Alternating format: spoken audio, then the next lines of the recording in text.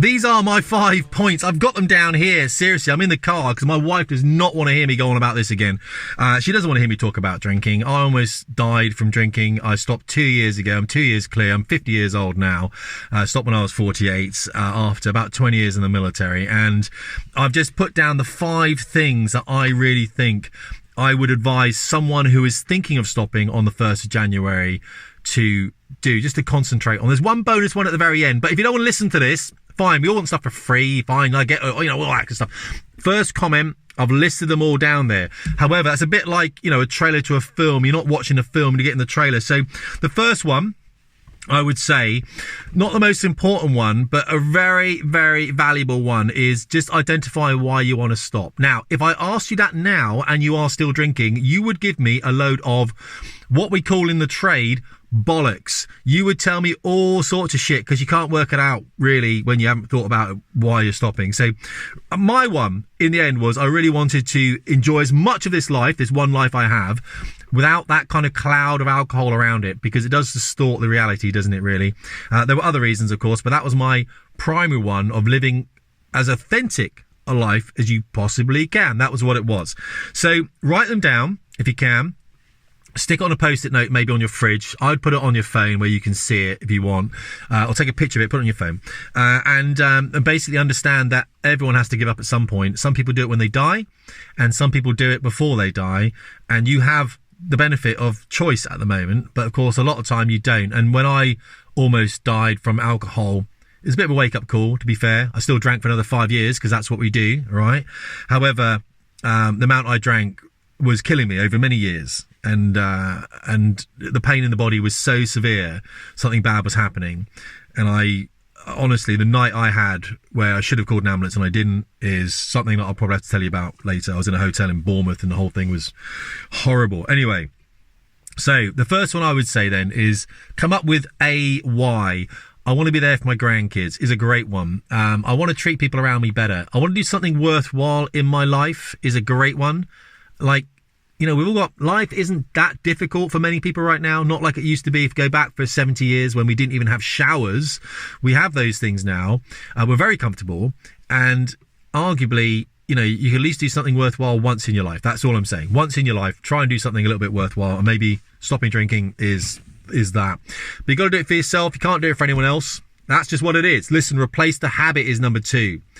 The next one is actually probably the most important, but right at the moment, number 2, replace the habit. Now, I'm a little bit with this one up in the air, because if you replace the habit of drinking too soon, you're turning into one of these kind of people that, does all the cycling and they're mad about it and stuff like this. And really, they're putting a sticky plaster on something that really requires a bandage, if you understand what I'm saying.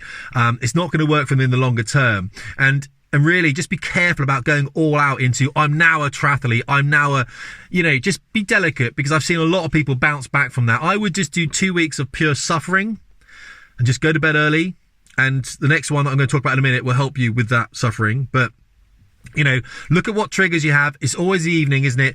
Replace that habit with something, maybe a new hobby. This is why people use my flight school. I'm going to read you something about one of the guys that came into my school. I run a school. It's a video game school, so it's not for everyone. I'm not saying come and join us. It's not an advert. I don't want most people. I want people that want to, listen to what I have to say and level up a little bit. This guy who came into my school, actually, I copied his comment. He wrote, joining this school was a game changer. This guy had a massive issue with alcohol, as some of the guys that come into my school do, right? He said, joining the school was a game changer for me. The 2-hour sessions of technical focus silenced my chaotic thoughts like nothing else could. He was working with the NHS at the time, and it was during the back end of COVID he joined, I believe. Preparing for lessons, reflecting afterwards, and practicing between sessions extended that clarity. It retrained my ability to concentrate, helped me sleep again, and largely removed my urgent thoughts around drinking. This focus gave me my life back. Now, this next one, so replacing that habit is important. Just be careful how you do it. Pick a sport, anything like that. Pick something in the evenings, maybe, because the evenings are the things that's going to kill you. The evenings will kill you. Drug, drink, all that kind of stuff. The evenings are going to kill you. So you need to do something. 6 o'clock was my trigger time. I know you've got yours. I know it's a glass of wine. I know you deserve it and all that kind of stuff. Don't get me wrong. We all deserve it. But you've got to find something else to do. Maybe make it away from the family so that it's your own time. You've got to go through that hardship. There's no easy way of doing it, all right? It can be easier, but it's still going to be hard. This next one is probably the most important one on my entire list. This one here. Focus on self-care. You've got to treat yourself as if you were someone who is injured. You're ill. You've been poisoning yourself. I'm not the guy that goes, oh, alcohol's poison. But the truth is, it is. We shouldn't be taking it in. You have been damaging yourself for a very long period of time. Now, you will get better very quickly. So if you've got these pains like I had around the liver and the kidneys and everything else, you will heal very quickly when you start looking after yourself. You've got to look at yourself as someone that needs help, and you do need help. So you will need to drink lots of water, decent nutrition, sleep, which I hate personally. I'm rubbish at sleeping. My nana used to say, just lie in bed. Like, when you want to drink, stare at the ceiling, stare at the ceiling. It's as good as going to sleep. She used to say that. She was a Welshwoman, so you've got to listen to what she says because, you know, it's my nana, right? But she said that, you know, even if you can't get to sleep, still be in bed. You can reduce your cravings. The cravings will still come. Water helps. I'm trying to give you top tips here, guys. And maybe getting a daily routine. As I said, you will be weakest in the evenings because you'll just flag throughout the day. Throughout the day, you'll be flagging. Of course, we all like to look forward to it. That's probably the biggest thing that I used to have a problem with is end of the day. I'm looking forward to hitting my beers and that kind of stuff. But it's 2 years now for me, and it's very different. I've written something here. I had a journal that I used to keep a couple of weeks before I stopped to look back on. Someone told me to do this. And one of the things I wrote in my journal was... I went to Tesco's, that's a supermarket here in the UK. I got some beers. I had 14 whites and blues and 2 bottles of Heineken. I ended up drinking them all on Wednesday night, and I had a pint in the King's Head. I guess I was trying to kill myself. Now, the issue with alcohol, as we all know, is that it is suicide, but I've got to be careful what I say on this channel. It is poisoning yourself. It is ending your life, but doing it in a very, very slow manner. Make no mistake about this. You have an issue with you. That's the truth. I have an issue with me as well. I still have an issue with me. That will never go away. I'm perpetually not good enough. And remember, it only takes one video to watch and something might click in your head. That's what happened to me when I was stopping. Just watch a video, something clicked in my head, right? And I was like, oh, it's interesting. So a lot of people that drink do not feel good enough. And it's a form of self-sabotage. That's why you don't get the job. That's why you can't start the business. That's why your marriage is failing, because it's the alcohol. All right. That's, you can blame something else. You haven't got to look internally at yourself and go, yeah, maybe I should fucking change myself. I'm being a bellend, right? So the truth is, though, it is you. It's not the alcohol. You're the problem, not the drink. You need to square it away. And you can do that, by the way. It just takes a bit of pain. And what is life if not that, really? Is not just dealing with that pain, the pain that is life, right? So let's not get all philosophical on this, but the truth about it is you can do it, because I've done it. And I know maybe, you know, you go, well, just because you did it, I can't. But the truth is you can. You just got to suck up the grind. You've got to do the work, and the work is hard, but you'll get there. Like, I don't think about alcohol every day now. I still think about it. I could go back, go down the pub, want to, and have a beer. I'll be back in that in a second, right? Because the people that drink are people that can process alcohol quickly. A good book is William Porter's Alcohol Explained. William Porter, Alcohol Explained, is a great book to read. If you are one of these people that can process alcohol quickly, when you're at the bar, you're halfway down your pint before your mates have even touched theirs, you can have 6 or 7 or 8 pints and you're not feeling the same way that someone who's had 2 pints is feeling. Someone with 2 pints is like, whoa, I'm a bit like, you know what I mean? You're not, you're still all right. You're processing alcohol quicker. That means you're taking more alcohol in to get the same effects as your mate. That means you're going to get addicted to it quicker. All right. Thank me later. Just trying to give you the tips that helped me out, you know, when I was stopping. All right. Take it one day at a time. This is another brilliant tip here. I've got one more after this and a bonus, and I'll leave you alone. Take it one day at a time. Some days for me, still 2 years after, are a nightmare. All right. What do? I just try and get out in nature if I can. I suck it up. The cravings are less powerful now. They can be sudden, really powerful ones, but they're really small. Like they don't last very long. When I was giving up initially, there was a low level craving for a very long period of time. And then after a few months, those cravings sort of disappeared and they came back as like massive spikes, but really short-lived ones, really painful ones. It'll always try and drag you back. You know, it'll always try and drag you back. But just cravings. And you haven't got any alcohol in your system after about 48 hours anyway. You're like zero in your system. So you're not craving alcohol. There's nothing in you anymore. The same as smoking when the nicotine's gone. However, those neuro pathways just take forever to rebuild. And that's why you're getting those cravings, because those little neuro pathways in your brain are just trying to reattach themselves to where they should be. Take it one day at a time. You got to treat yourself, as I said, as someone that needs to be looked after. Just try and stay. I hate using words like sober and I hate all that stuff. I hate all that, but yeah, try and stay sober. Try and stay without alcohol. Careful about the words you use as well, and I'll talk about that in a minute. Without alcohol, that's wrong. I'll talk about that in a minute.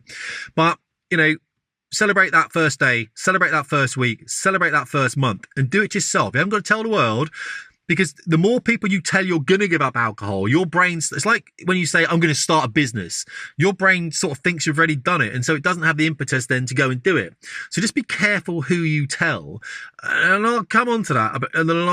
I'll come on to that. When a craving hits though, remind yourself it's temporary. You can get through it. Distract yourself, go and do something else, go and grab a biscuit, anything else. Don't worry about eating too unhealthily initially. Someone said to me, about sugar. You need the sugar. You don't need the sugar. Don't get addicted to sugar like an idiot, because you can as well. Just try and eat as healthy as you can. The cravings will go quicker if you eat healthily and you drink water and you get sleep. Trust me, it works that way round. Not, I've quit drinking so I can go and eat myself into oblivion like an idiot. That's the wrong thing to do. And I've done it. I've given up for 5 years. It took me 5 years before I finally managed to stop. And I stopped early January. I think it was the 1st of January. There's a real reason for that, and I'll tell you that in a minute. This next one, I think, is probably the most important one of all these 5. I've probably said that already, but I think this one is. Now I've read it. It's there. Look, there it is.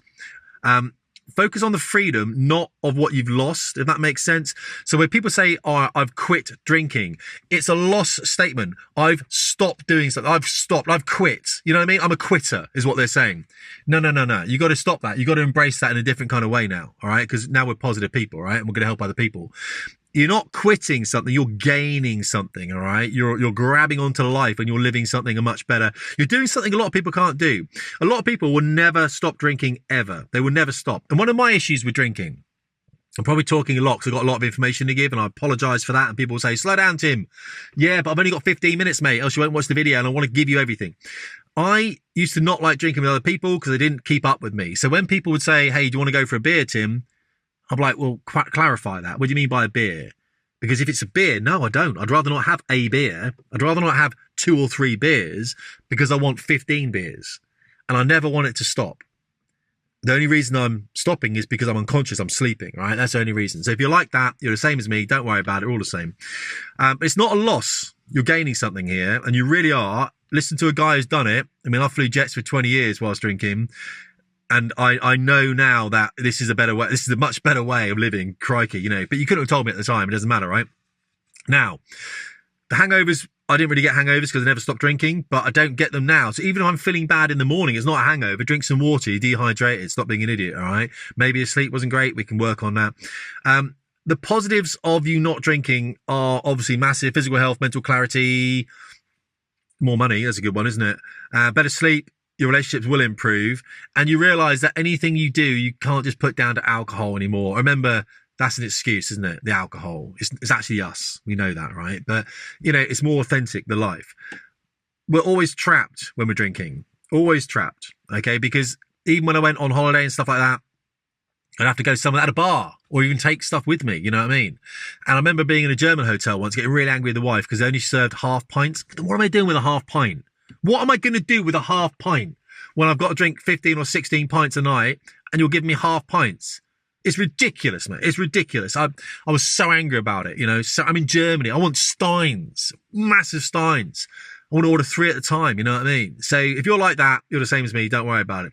The last one, that's my 5 points then, really, guys. And I'll just go through them once more real quickly. So identify why you want to stop, replace the habit, focus on self-care, take it one day at a time, and focus on the freedom. Okay, not the loss. It's a freedom. What you're gaining now is what you should have originally is a life. Remember, you haven't got a life because you've got a dependency. Now, the last one, I don't necessarily agree with this, which is why I put it as a bonus, because I know it helps a lot of people. It doesn't help me. And that is building a support system. Now, a lot of people say that stopping drinking is easier with the support of others. Personally, I didn't find that whatsoever. I didn't do AA. Members of my family did. Extended family. I think they've got a pretty high failure rate, but have a look at that yourself. Read the book if you want to. I have read the book, but I didn't do AA. Now, in the comments, you'll see a lot of people going, well, Tim, you're a dry drunk. People love calling me that, by the way, because you talk about alcohol all the time, which I don't. I've got no interest in it anymore. I do other things now. But these people will struggle with it still, and that's why they're commenting on it in the comments. People will go, yeah, Tim, you don't know what you're talking about. Tim, you're a dry drunk. I'm not. I'm over it. I'm over it. It's not to say I'm not still vulnerable, because I am. But people that go to Alcoholics Anonymous want you to do the same, because it kind of justifies their investment in it as well. And I've got nothing against AA at all, but I used to spend all my evenings drinking alcohol. I used to spend a lot of time drinking alcohol, like a lot of alcohol all the time. And then when I stopped, the last thing I wanted to do was go and sit in a church hall and talk about drinking alcohol. I didn't want to do that. I wanted a break. You might be the same. You might want to go and talk about it. Everyone's different. And that's the other thing I'll leave you with, that we all are different. So a lot of these things I tell you here, people in the comments will go, Tim, those tips are rubbish. Here's a great tip for you. And they will say, this is the best tip ever because it worked for them. All right. But it probably didn't work for me. I'm telling you what worked for me. January the 1st is a great opportunity, or the whole month of January, because everyone is doing the same thing. You can feel the positive vibes of everyone else. And you might be on like Facebook and everyone's like, oh, it's amazing. Day 3 without alcohol. People aren't the same as you. People play at this shit. I know people that like maybe had a beer at the weekend, 2 beers. I'm going to stop drinking. It's amazing. You never fucking started, mate. You never, our drinking is not in the same league. Don't even worry about that. So don't listen to other people who are stopping drinking because they have half a glass of sherry on a Wednesday night. Your drinking is your drinking. It's a very individual thing. Stop fucking around with other people. Don't listen to other people. I mean, hopefully you listen to me because you've gone through this video. Fair play to you, mate. But you know what I mean? Watch those YouTube channels, watch those Twitter things, and you'll see people drop off when you don't. Use it for energy, all right? Energy. You'll see people dropping off. You'll see people going, oh, I'm going to stop again next month. I'm going to try again in the summer. I'm going to try next year. That used to give me a kick. It's like, yeah, fuck you, man. I'm not going to do that. I'm going to stay with this because I'm a fucking winner, right? And you are too. That's the thing as well. I mean, honestly, here's the thing. You might want to do it with a sober buddy. I never did. I'm a very individual guy. So it might not work for you. I'm an individual guy. I don't have many friends. I'm an individual guy. It might work for you. Go and do this. I'll leave you with this now though. And that is, I'm going to leave a video here just of my little school. If you do want to come and fly video games with me, if that takes your mind off it, then that's great. Come and join the school. There's a lot of people in the school who've gone through what you've gone through. If you're not interested in video games, don't worry about it. But look, I hope this video's helped. And if you want to put a comment down there, maybe I've missed something. Tell me, hey, Tim, you missed this great point. I'll be like, oh, I've re-recorded the video then. Sorry, I'll do another video next year anyway. Or this worked for me, Tim. Brilliant. I really appreciate it, guys. But I do wish you the best of luck. I mean, it's hard. And it took me, as I said, 5 years. So stick at it. If it's what you want to do, just do it for you. Don't do it for anyone else, and you'll be better for it. It's a great life. It's a great life without it. I wouldn't say if it wasn't. I'm not going to fucking lie to you. I wouldn't do a video, would I? You know what I mean? It is a much better life, guys, if you can manage it. Have a watch of the video anyway. I appreciate it. Have a listen to listening to what I've said. Tim Davies, Fast Jet Performance.